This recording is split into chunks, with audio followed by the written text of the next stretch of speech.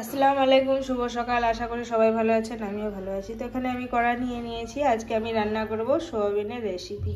কড়া নিয়ে নিয়েছি, গ্যাসও ধরিয়ে দিয়েছি, তেলও দিয়ে দিয়েছি। এবার আমি সোয়াবিনগুলোকে ভেজে নেব। সোয়াবিনগুলোকে জলে ছিল, চিপে চিপে দিয়ে দেবো তেলে।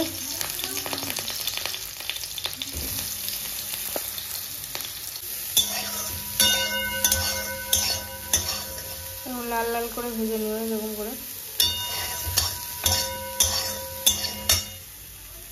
সোয়াবিনগুলো সব তুলে নিয়েছি। এবার মশলা কষিয়ে নিব। ওই কড়াইয়ে দিয়ে দিব তেল।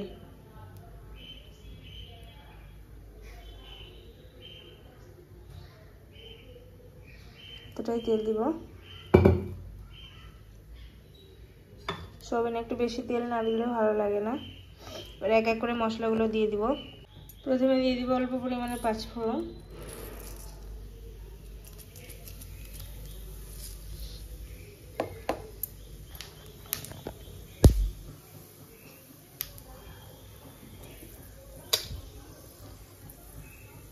পেঁয়াজের পেস্ট,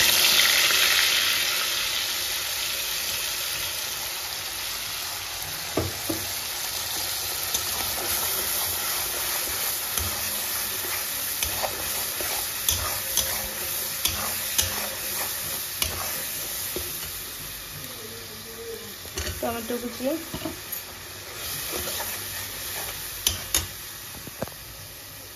অল্প পরিমাণে আদা রসুনের পেস্টও দিয়ে দিয়েছি, জিরা গুঁড়ো,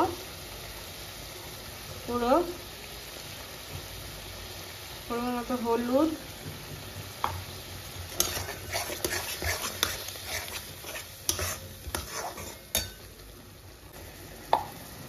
লঙ্কা গুঁড়ো, দুটো এলাচ। ভালো করে মশলাটাকে কষিয়ে নিব যতক্ষণ না আদা রসুনের গন্ধ যায়। তো মশলাটা আমি কষিয়ে নিয়েছি, দেখুন মশলার কালার, মশলা কষানো হয়ে গেছে। এরকম করে তেল ছাড়লেই বুঝবেন যে মশলা কষানো হয়ে গেছে। এবার এতে আমি দিয়ে দিব আলু। এরকমভাবে আলু কেটে রেখেছিলাম।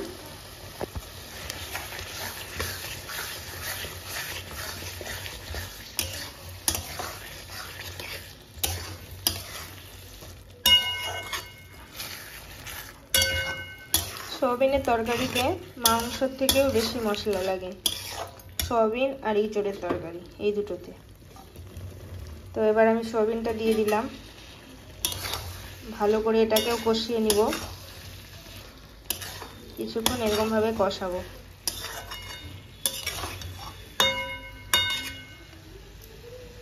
সব থেকে যেটা ইম্পর্টেন্ট রান্নায় আমি ওটা দিতেই ভুলে গেছি, লবণ। তো আমি ভুলে যাই এরকম সময় সময় তরকারিতে লবণ দিতে, আপনারা আবার ভুলে যাবেন না। লবণটা অ্যাড করে নিলাম।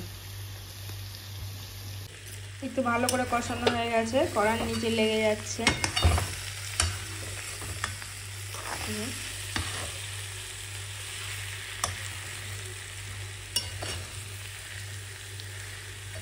এবার আমি জল ঢেলে দেবো।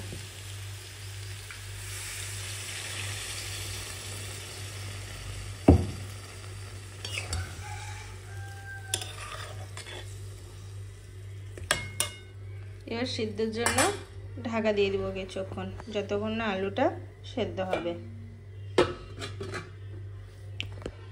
তারপরে দেখে নেব আলুটা সিদ্ধ হয়েছে কিনা।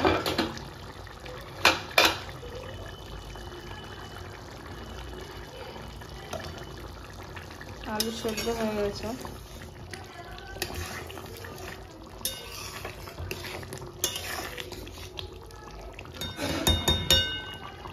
ওপর থেকে ধনে কুচি ছেড়ে দিব।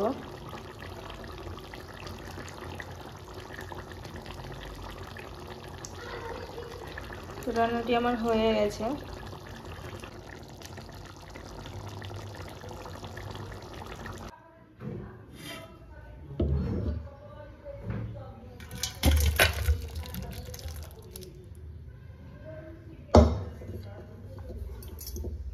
তো রান্নাটি এখানে আমার কমপ্লিট হয়ে গেছে, দেখুন।